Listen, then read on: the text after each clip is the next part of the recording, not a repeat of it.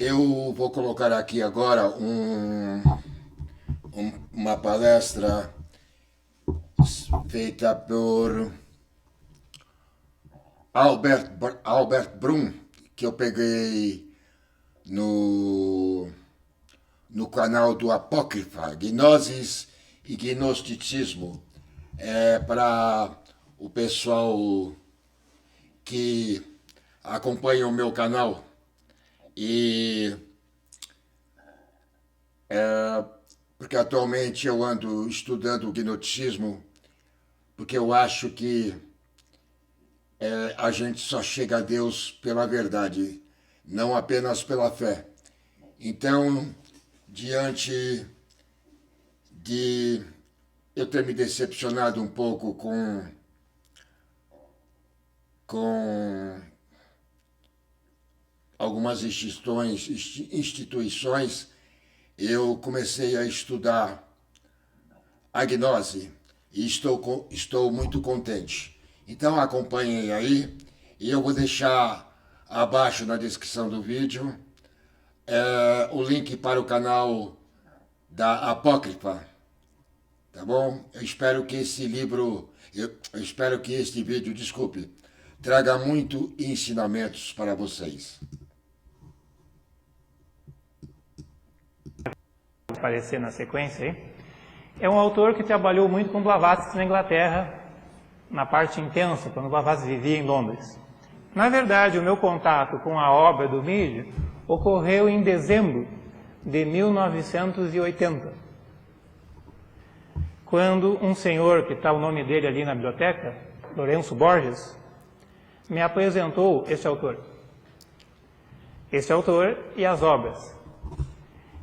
E a partir daí eu percebi que ele contribuía bastante com as origens do cristianismo. A gente vive no mundo cristão, ocidental, Brasil, e muitas vezes a gente não entende bem o cristianismo.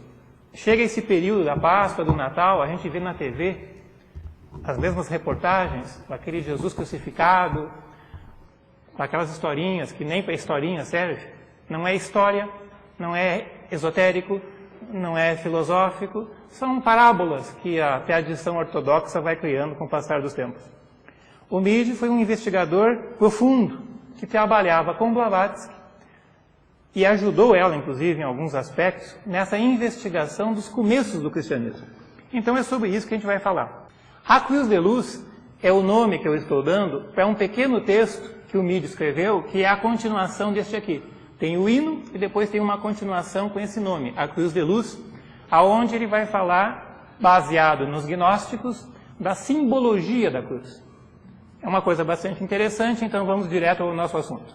Aí nessa imagem que vocês estão vendo, lá em cima na esquerda, está o Mead de pé, junto com a Blavatsky e com outro inglês, o Price, que eram colaboradores, trabalhavam junto com ela. Isso aí já é em 1890. Ela já estava mais tranquila, sentada lá. James Price, que é aquele que estava ali na foto, junto com ele, lá embaixo, quando o Mead morreu, o Price escreveu: em Londres, ninguém trabalhou mais fervorosamente, enérgica e eficientemente que George Mead. A ele, Blavatsky submeteu todos os seus manuscritos para serem revisados antes da publicação. Mais em cima, Stephen Hoeller, que é um autor conhecido no Brasil, tem aquele livro interessante, A Gnosis de Jung. O Hoeller, que coordena um grupo nos Estados Unidos, comenta ali: o scholar gnóstico Quispel deu-me o relato de que Jung fez uma viagem especial a Londres, no período final da vida do Mead, para agradecer-lhe por seu trabalho pioneiro de traduzir e comentar os escritos gnósticos e herméticos. Jung e Mead eram amigos, trocaram uma correspondência intensa que até hoje não foi publicada. O Jung tinha uns 18 livros do Mead, usava, conhecia, naquele trabalho que o Jung também teve sobre o gnosticismo cristão. Então, em função do gnosticismo, do cristianismo, trocaram informações. Então, chegando no autor, porque eu vou falar hoje sobre o autor, Mead, a relação dele com o gnosticismo cristão e, finalmente, a simbologia da cruz, a Cruz de Luz. Então, são 3 momentos em sequência. Então, Midi, em 1887, passou a trabalhar com a Blavatsky, em Londres, naquela casa que já apareceu ali a foto, e em 1889 tornou-se o secretário privado dela. Secretário privado no sentido interno, esotérico. Não só cartas, correspondência, mas também nos assuntos mais reservados. Ele ajudava, participava junto com ela, manuseava todos os materiais, escritos, correspondência privada e tudo mais. Ela confiava bastante nele. Conta um autor que quando Midi chegou pela primeira vez na sala onde Blavatsky estava, aquela casinha que parece, em Londres, quando ele botou o pé na porta, ela saudou ele e disse: "Pode entrar, meu velho amigo." Só que ele tinha 24 anos. E ele foi chamado por ela o resto da vida de velho. O que significa que ela estava falando da alma e não do corpo. O meu velho amigo. Portanto, não era só daquele momento. Midi ajudou ela na edição da Doutrina Secreta, da Voz do Silêncio, atuou na loja Blavatsky, que foi criada em homenagem a ela, trabalhou com a Blavatsky na Sociedade Teosófica Europeia, que aqui no Brasil pouco é conhecida, seção europeia, da qual Blavatsky era a presidente e o Midi o secretário. Também, nos artigos, notas sobre o Evangelho de João e comentários à Cristo Sofia, que Blavatsky depois publica, ele também ajudou na elaboração.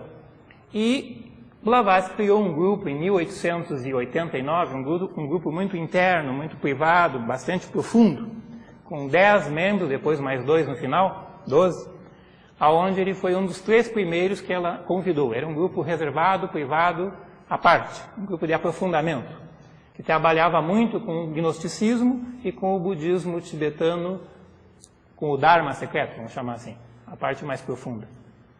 No início de maio de 1891, e bem no início, porque Blavatsky morreu no dia 8 de maio, 2, 3 dias antes da morte de Blavatsky, Midi fez um voto na sala deste grupo privado, que tinha uma sala bem reservada. Então, nessa sala, numa reunião reservada, Midi fez um voto com ela e com alguns amigos espirituais da Blavatsky. O voto era o seguinte: uma tentativa de recuperar o gnosticismo cristão, continuando o esforço feito por Blavatsky em Isis Sem Véu. Porque ela tinha começado naquela obra Isis Sem Véu, tratando das tradições do Ocidente, filosofias, religiões ocidentais. Depois, na Doutrina Secreta, tratou de questões mais orientais. E aquele trabalho que ela fez na obra Isis Sem Véu, de retomar o cristianismo mais profundo, especialmente o cristianismo das origens, isso ficou parado pelo caminho. Ela própria não continuou. Então, o voto do Midi era retomar esse trabalho que ela tinha começado. A retomada da Escola de Jesus. E, ao mesmo tempo, ele também deveria preparar material de estudo para facilitar o renascimento da gnose e do gnosticismo cristão, que, segundo Blavatsky, ocorreria no século XX. Isso era 1890. No caso, agora 91. Então, de algum modo, ela sabia que alguma coisa a mais ocorreria. Então, no século XX, houve descobertas de materiais importantes, especialmente no Egito. Muitos textos do antigo gnosticismo foram descobertos, manuscritos importantes, depois os papiros do Mar Morto em Qumran, na Palestina, mas especialmente no Egito, realmente surgiu um material muito importante, que faltava uma informação de contexto. A parte histórica, quem é aqueles autores, a escola de Jesus, os personagens. Então é isso que o Midi foi fazer, já a partir de 1891, 92, preparar um material que informasse melhor quem são os gnósticos, quem são os principais autores do passado. Do famoso Tratado dos Gnósticos, Cristo e Sofia. Uma tradução feita inicialmente do latim para o inglês. Mais adiante, ele refez essa obra, traduzindo do alemão para o inglês, e não do latim. A edição alemã do século XX era mais adequada. Essa é uma obra importantíssima que divulga o pensamento dos gnósticos. E em 1900, uma outra obra também volumosa e importante, Fragmentos de uma Fé Esquecida, que situava a gnoses, os gnósticos e o movimento filosófico gnosticismo. Quem são os personagens, os principais textos e um apanhado de todos os textos importantes que naquele momento existiam. No século XX, mais material apareceu, que o Midi não conhecia. A biblioteca de Nag Hammadi, no Egito, que é fundamental, não existia. Então, do material que existia, ele fez um apanhado, um livro de umas 800 páginas, introduzindo o assunto. A fé esquecida é a gnose e os gnósticos cristãos. Depois, em 1906 a 1909, ele fez uma série de pequenos livros separados que foram reunidos num único volume com o nome de Ecos da Gnosis. São 11 pequenos tratados traduzidos e comentados relacionados aos gnósticos, aonde inclui o hino de Jesus, inclui a crucificação gnóstica que eu vou comentar, e outros textos importantes. A partir de 1909 até 1930, o Midi passou a atuar na Sociedade da Busca, e ele criou uma revista chamada Quest, uma revista sobre uma temática filosófica e esotérica ocidental, com muitos colaboradores importantes, gente muito famosa publicava nessa revista, que ele era o editor da revista. Bom, aqui vou fazer referência então a algumas obras que ele escreveu sobre esse assunto. Ele tem outras obras importantes de outros assuntos. Então aí eu estou citando obras mais relacionadas ao cristianismo e ao gnosticismo cristão.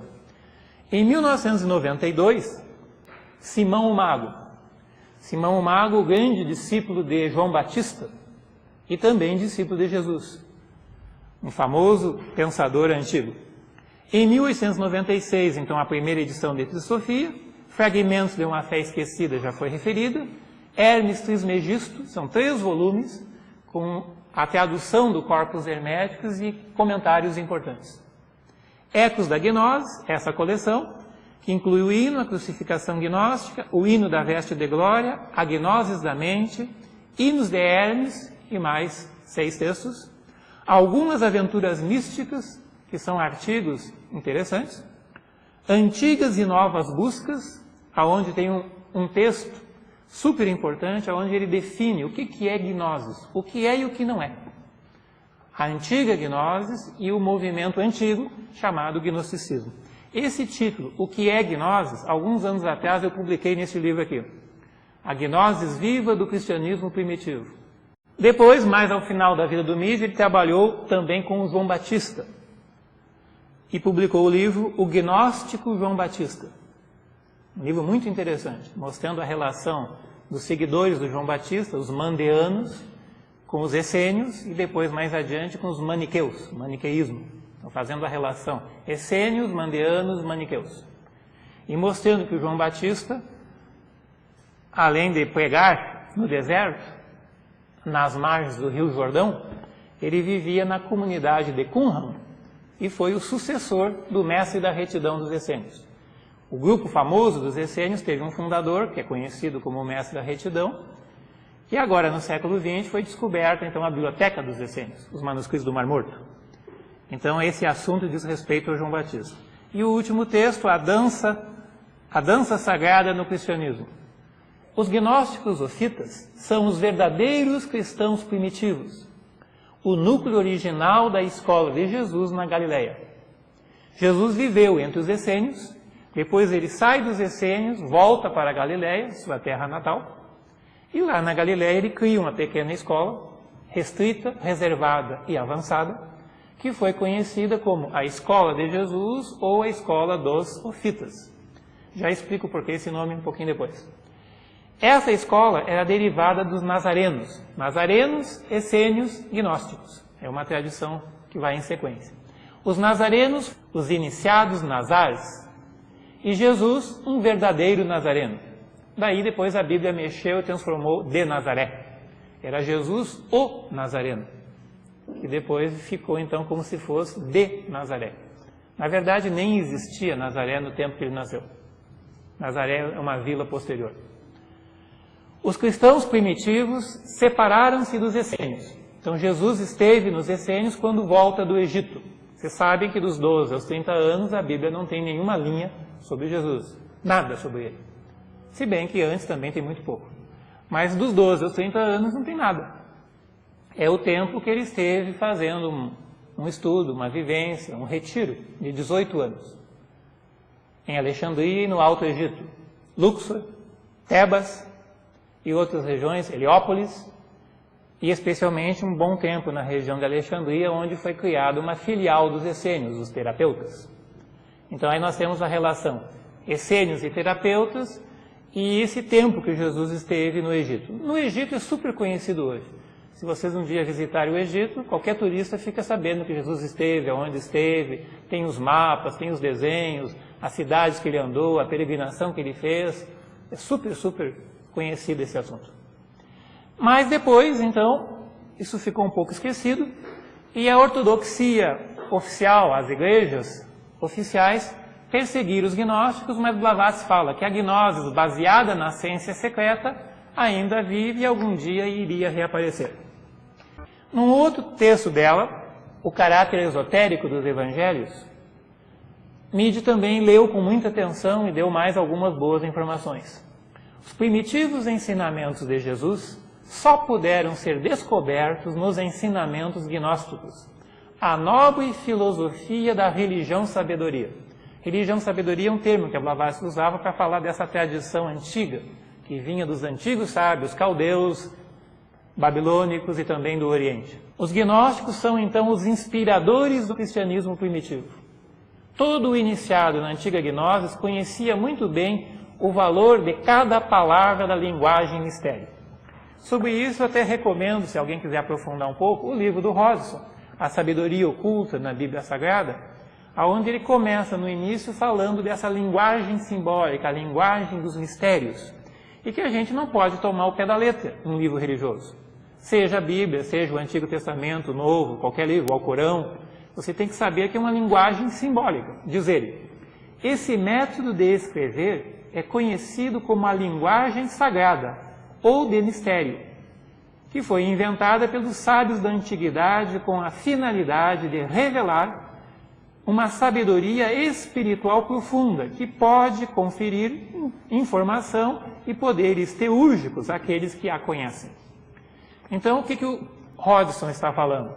Que a gente precisaria saber ler a Bíblia, fazendo uma hermenêutica, uma interpretação, e especialmente levando em conta que quem escreveu o texto não está falando de história, está falando de simbolismo, incluindo a crucificação. Era um simbolismo dos gnósticos que depois foi redigido de uma forma mais oficial, ao pé da letra, e o que era simbólico virou uma suposta história, uma pseudo-história. Há algumas referências importantes que na sequência eu faço aqui para vocês sobre isso. Então, por isso que a gente precisa recuperar o simbolismo, a mística da crucificação, o logo solar crucificado na matéria, no universo, e não apenas um ser humano, mas a energia da vida universal. É dito que a palavra Christus e tudo que significa também foram os gnósticos que usaram esse termo. Vocês lembram que Paulo, nas suas cartas, diz: Christus em vós é a esperança de glória, a única esperança de glória. Christos, não Jesus. Os textos antigos escreviam Jesus, vírgula, o Christos, Christos em grego. O que era uma qualidade, um aposto, a qualidade espiritual, o espírito universal que vive em cada um de nós, depois virou nome. Mas os gnósticos que inventaram esse termo, inventaram na verdade não, eles repetiram um termo que já existia no século V na Grécia Antiga, 5 AC. Então a ideia do Christus, a vida, o espírito que vive no coração do homem, o Atma da Vedanta, dos Upanishads. Christus, Atma, Alaya, que vive, era o grande segredo que os gnósticos tinham, que Deus, o Espírito Universal, vive na alma, no coração de todos os seres. Portanto, todos nós somos filhos de Deus, não apenas um. Então o Mead dizia, gnose é uma busca, a busca da natureza espiritual.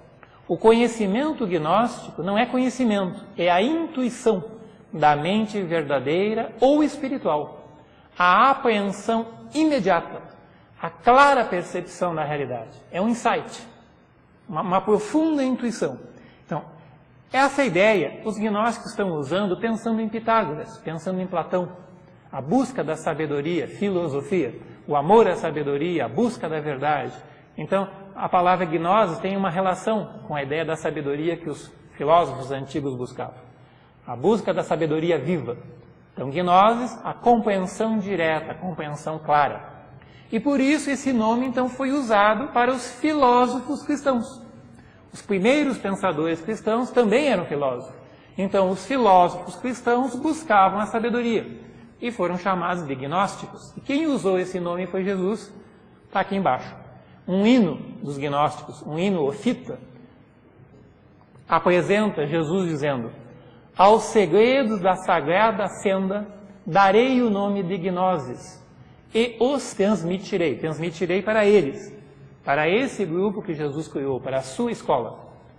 Havia o grupo interno e havia o ensinamento de parábolas. A Bíblia sempre diz isso.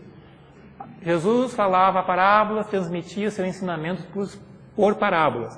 Mas aos perfeitos, entre aspas, aos perfeitos vos revelo os mistérios do reino de Deus. Na Bíblia isso não se encontra. Onde estão esses mistérios e quem são os perfeitos? Perfeitos não eram seres perfeitos, era o nome do terceiro nível da escola. Como Pitágoras tinha uma escola com 3 níveis, Jesus também tinha. O terceiro nível da sua escola era chamada os perfeitos. E Paulo repete isso. E esses perfeitos são os gnósticos. Então os ensinamentos mais profundos, mais internos, só se pode encontrar nos textos originais e antigos do século I AC e I BC e II DC, lá que estará. Então muitas vezes a gente vê alguns autores falando em cristianismo esotérico, cristianismo primitivo, mas aonde encontra-se isso? Só tem uma maneira, você tem que descobrir os apócrifos. Os evangelhos apócrifos, os evangelhos gnósticos, os textos mais antigos, que agora, no século XX, vieram tudo à tona. Então Jesus também falou nisso. E no Egito, no Corpus Herméticos, está escrito: procura um guia para levar-te aos portais da gnosis, onde brilha clara luz. É o caminho que leva ao alto da montanha. Então, gnose é aquela coisa mais profunda, aquela sabedoria mais interna. Aqui eu só resumi nessa página que eu estou mostrando para vocês aí. O gnosticismo é uma tradição filosófica religiosa da Galileia. A gnose é a busca da sabedoria, a intuição que conduz à direta compreensão da verdade. E aí, juntando informações do Midi e da Blavatsky, eu juntei para chamar a atenção. Então, quem são ofitas? Nome dos primeiros gnósticos da escola de Jesus na Galileia. No Egito, eles são chamados de setianos, a raça de Setes. Setianos e ofitas são os mesmos. Ofis é a serpente gnóstica, só que significa a sabedoria suprema. Por favor, não tem nada a ver com Kundalini. Se vocês encontrarem um livro falando que os gnósticos pertencem a Kundalini, não são dos gnósticos que seguiam Jesus. É uma outra linha, uma outra mão, um outro caminho. Os gnósticos antigos não mexiam em chakras, muito menos em Kundalini. É apenas o símbolo que Moisés usou, o símbolo da sabedoria, o caduceu de Moisés. A sabedoria perfeita, sabedoria suprema. Então, Office-Sophia, a sabedoria das serpentes, a ciência secreta dos Mahatmas. Ou, traduzindo, as serpentes são os grandes sábios, nagas, serpentes, sábios, ou os grandes iniciados. Portanto, a gnose dos ofitas é a gnose secreta transmitida por Jesus aos perfeitos, aos avançados discípulos dele.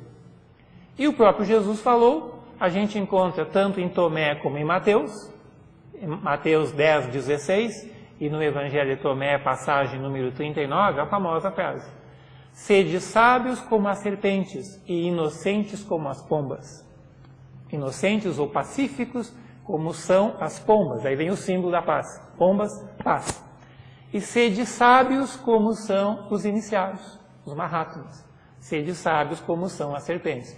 Jesus falou isso para os discípulos, não era para as multidões. Então, para os discípulos buscarem o caminho da senda mais profunda, da senda mais direta. Então, uma frase interessante. Terminando essa introdução, e aí vamos para a Cruz de Luz na sequência seguinte, coloquei alguns textos desses antigos gnósticos. São alguns, tem muitos mais. Os textos dos ofitas. Office-Sophia foi encontrada no século XVIII no Egito, foi levada para Londres, mas só no século XIX é que foi feita a primeira tradução. E no século XX, 1945, foi encontrada a biblioteca de Nag Hammadi. Nag Hammadi é uma cidade na beira do Nilo, onde encontraram alguns livros antigos. O Apócrifo de João, numa outra versão, Apócrifo de Tiago, Livro de Tomé, Apócrifo de Tomé, veja que são dois livros, o livro e o Apócrifo de Tomé.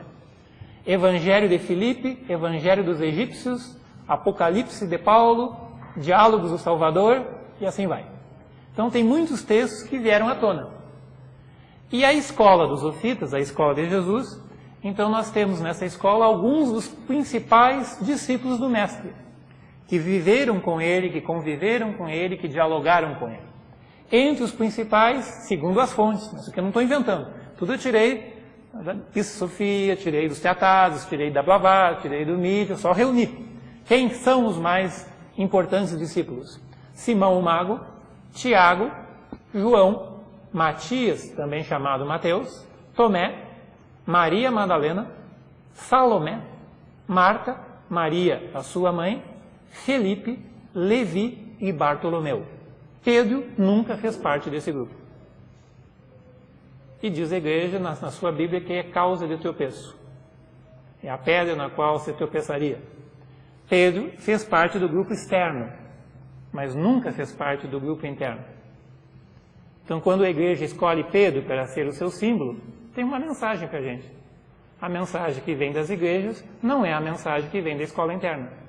Se quisermos a mensagem que vem do grupo interno de Jesus, temos que ler os apócrifos. São esses os principais discípulos de Jesus. Simão o Mago teve um grande discípulo, Menander, que viveu na Antioquia, na Síria. Menander conviveu com Saturnilo e Leucius. Esse Leucius é quem guardou as anotações que eu vou usar agora na sequência. Os Atos de João, Atos de André, Atos de Tomé e Atos de João. É nesse pequeno texto, Atos de João, que aparece o hino que Jesus praticou, era um rito que Jesus fez com seus discípulos, e aparece a simbologia da crucificação. Os Atos Gnósticos de João, que é lá da Antiguidade, João escreveu, e o Leucius compilou e publicou no século I, de uma invenção que é posterior. Atos de João, aí criaram um livro com o mesmo nome, só que não é gnóstico. Atos de João, que é bem mais comprido. João viajando para Éfeso, João destruindo um templo grego, João fazendo catequese, João convertendo, mas esse João é um João que a teologia inventou. O João, discípulo de Jesus, tinha viajado para o Egito, e do Egito, acompanhando Arimateia, e o grupo dos discípulos de Jesus, viajaram para a Gália. O cristianismo celta, o cristianismo que chegou na Bretanha, tem a ver com não apenas com Santiago indo da França para a Espanha, mas também tem a ver com João, que nunca esteve em Éfeso, e foi viver na Gália e na Bretanha, e isso tem amplas informações sobre isso. Os Atos Gnósticos de João têm a parte A e a parte B. Na parte A tem um pequeno hino, que é um rito que Jesus oficia. Tem uma pequena invocação, tem algumas frases que são repetidas e fecha de novo com uma nova invocação. Logo depois é dito então que os discípulos se recolhem, sobem para o Monte das Oliveiras, simbolicamente. Não tem nenhuma montanha na Galileia, só tem montes. Então eles sobem espiritualmente para um nível mais elevado e continua um novo ensinamento, que no caso é João que recebe. Então, primeira parte é o hino, segunda parte, Jesus comenta sobre a questão da crucificação.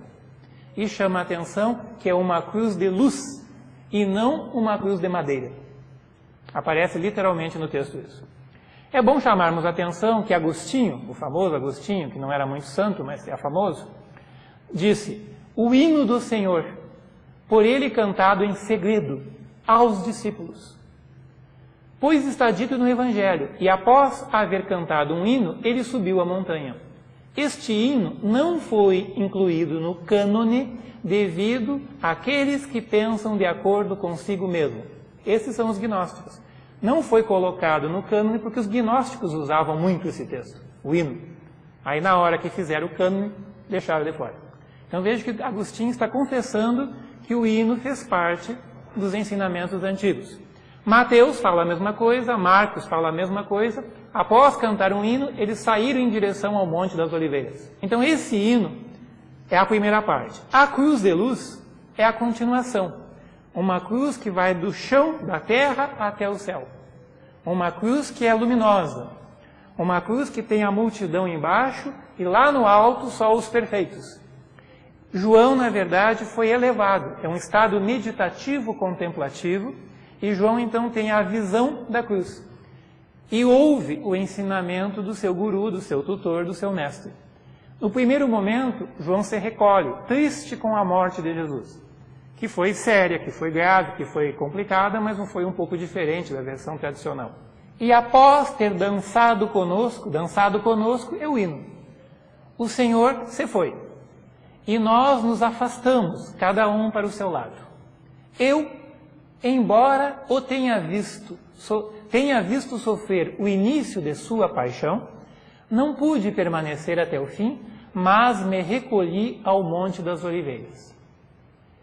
Então João está lá, quieto, sozinho e recolhido. E quando ele foi enforcado ou pendurado na árvore da cruz, na 6ª do dia, meio-dia, as trevas cobriram toda a terra. Simbolicamente houve uma escuridão, porque um mestre da luz estava perdendo a sua vida. Porque as forças das trevas estavam destruindo um ser da luz. O velho combate que os essênios falavam, luz e trevas, os filhos da luz, os filhos das trevas, e um tremendo combate que aconteceu. Ele fala que houve uma morte e que depois da morte Jesus foi pendurado na árvore da cruz. Se alguém é pendurado numa árvore, dá um formato semelhante a alguém numa cruz. A árvore tem um tronco, tem galhos. Aí vem o assunto em si. Aí o João continua. Meu Senhor Jesus, permanecendo no meio da caverna. Caverna é a coisa, o lugar, o espaço onde a luz se mostra. Então está falando de algo interior. Permanecendo no meio da caverna, preencheu-a toda de luz e disse, João, para a multidão lá embaixo, a Jerusalém terrestre, eu estou sendo crucificado, aparentemente. Mas para ti agora eu falo. Dá ouvidos ao que eu vou dizer. Fui eu que ordenei à tua mente, ao teu coração, que subistes a esta montanha, para que pudesses ouvir o que um discípulo deve aprender do seu mestre. E assim falando, ele mostrou-me uma cruz de luz, erguida, firmemente, de pé. E em torno dela havia uma vasta multidão, a humanidade terrestre.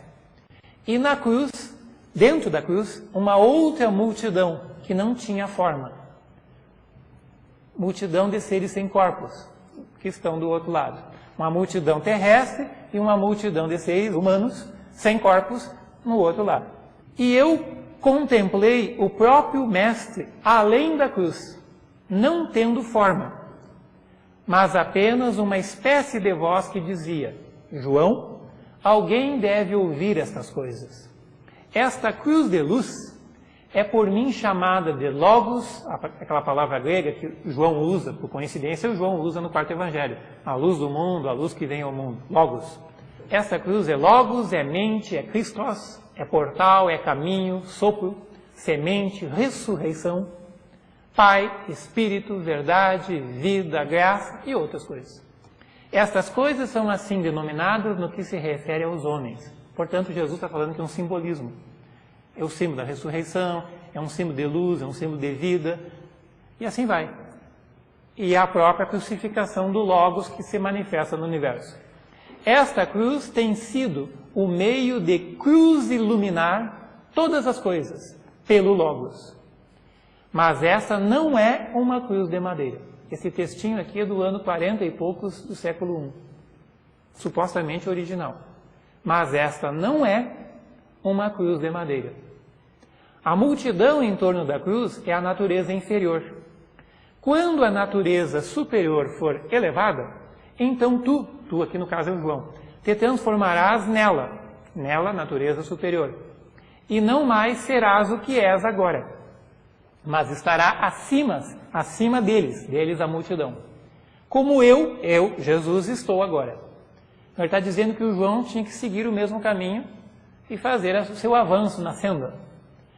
não te prende aos muitos e dá pouca atenção àqueles que estão desprovidos do mistério. Mistério é o ensinamento interno, a simbologia profunda, o ensinamento que a escola recebia. Os muitos, os que estão do lado de fora, os profanos.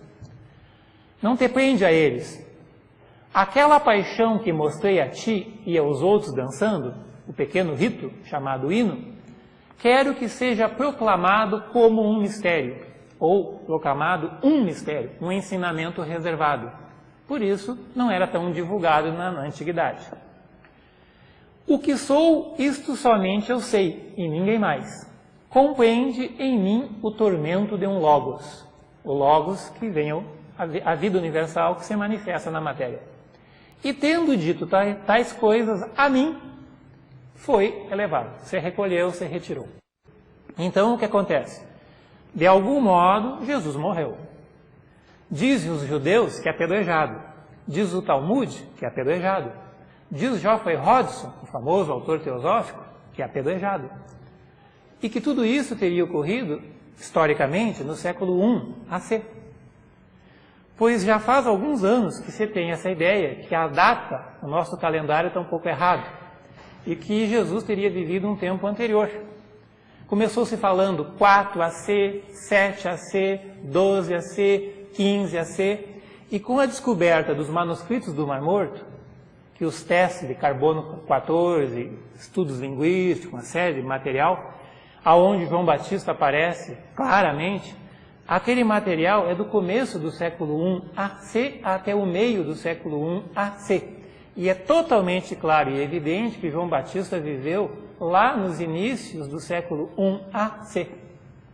Se Jesus conviveu com ele e foi batizado por ele no Mar Morto, no Rio Jordão, supõe-se que tenha que ter vivido no mesmo século. Tendo Jesus vivendo nos essênios e tendo escrito e ensinado dentro dos essênios, há uma série de informações que concordam com o Talmud e concordam com as pesquisas que o Geoffrey Hodgson fez. Eu tenho aqui, depois eu faço referência a um livrinho onde o Geoffrey Hodgson investigou, sozinho, o assunto da época de Jesus. Então, para quem estuda com mais profundidade, hoje está bem razoável, para não dizer quase que definitivo, que Jesus nasceu, viveu e morreu no século I AC. A história dos 33 anos também é simbólica. Irineu, o famoso Irineu da Igreja Romana, perseguidor dos gnósticos, numa briga que ele teve com um cristão, uma briga teológica contra um gnóstico, Irineu ficou brabo e numa carta disse assim: você não sabe nada, você nem sabe que Jesus viveu 45 anos. Talvez ele soubesse, porque eles tinham os materiais que estavam guardados e recolhidos. Ele afirma isso e está reproduzido em alguns textos. Então tem algumas coisas, além de Marrakech, que os cristãos ainda não estudaram direito, e a sociedade teosófica, que teoricamente deveria estudar as religiões e as filosofias do planeta, poderia, já que estamos no Brasil e no mundo ocidental, aprofundar um pouco isso. Conhecer um pouco mais a tradição cristã, os ensinamentos, a filosofia de Jesus, a escola e as outras religiões, com certeza, do Oriente, hinduísmo, islamismo e tudo mais. Mas há um universo disponível para a gente conhecer que somente esses textos mais antigos vão nos ajudar. O Evangelho de Filipe se refere que Jesus também foi enforcado na árvore que o pai dele havia plantado, uma simbologia também. O Apocalipse sem título diz que a fonte da cruz é o Logos, que nenhum homem ou homem algum pode compreender. O Evangelho dos Egípcios, descoberto no Egito, agora no século XX, diz: o Logos é simbolizado por um tronco reto. A peça cruzada é considerada como representando a natureza humana. A luz que vem do alto e na horizontal o homem, a natureza humana. E naquele famoso desenho do Leonardo da Vinci, o homem de pé com os braços abertos, formando uma cruz. E os antigos Rosa-Cruzes alquimistas do século XVI e XVII, quando faziam o seu símbolo, colocavam uma cruz e a rosa no centro da cruz. Uma cruz com uma rosa no centro.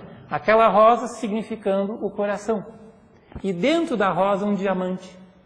Se a gente pegar no budismo, Avalokiteshvara segura um diamante na frente do coração e ele irradia luz. Avalokiteshvara, simbolizando a compaixão. Jesus, o mestre do amor e da compaixão. Então a gente vê que tem certos símbolos que são repetidos. E a ideia então da luz universal que vem ao mundo e se manifesta no centro. No centro, que é o coração, que é a rosa de Sharon, a rosa que emite o seu perfume. Então os antigos Rosa Cruzes, os verdadeiros, não existe mais nenhum Rosa Cruz verdadeiro desde o século XIX. Existe hoje em dia no Brasil 9, 10 movimentos pseudo-Rosa Cruz, mas os antigos Rosa Cruzes, que eram profundos e alquimistas, falavam desses assuntos. Uma outra passagem importante, para a gente fechar o tempo, Atos de André, que faz parte da mesma coleção de João. Olha como é bonito isso. Jubiloso venho a ti, ó cruz, doadora de vida, cruz que eu sei ser minha. Eu conheço o teu mistério. A tua cabeça, da cruz, ergue-se para o céu, para que pudesse ser o símbolo frontal do Logos celestial. Tuas partes médias estão estendidas para a direita e para a esquerda. O teu pé está assentado na terra, mergulhado na profundeza, para que possas puxar para cima aqueles que estão abaixo, mantidos nas regiões inferiores. Ó cruz, tu árvore que dás vida, de raízes plantadas na terra. Ó cruz, tu que sustenta o Mestre. Veja que o André está se referindo ao mesmo assunto que o João estava se referindo. Provavelmente no mesmo momento, na mesma época, nas mesmas circunstâncias. Um escreveu as suas notas, Atos. O outro escreveu as suas notas, Atos. E o Tomé também escreveu Atos. Tomé, André e João. Depois tem um quarto Atos também gnóstico. Então o Midi conclui, fechando a ideia básica. A história que circulou entre o povo é apenas o véu exterior do mistério. Há uma crucificação mística do Logos. A cruz era o elo entre a escuridão e a luz. A escuridão, as sombras, a terra, o mundo terreno, e a luz que é elevada, celeste, que está no alto. Então veja que o Midi está referindo a essa ideia. E aqui, pegando o meio, tem muitas passagens, pegando aqui no centro, o mistério da cruz é o mistério do Logos, crucificado na matéria. É bom lembrar que a palavra Logos, dos filósofos gregos, Heráclito, é o Espírito universal, a luz divina. Não é razão, pensamento, como na Idade Moderna foi mal traduzido.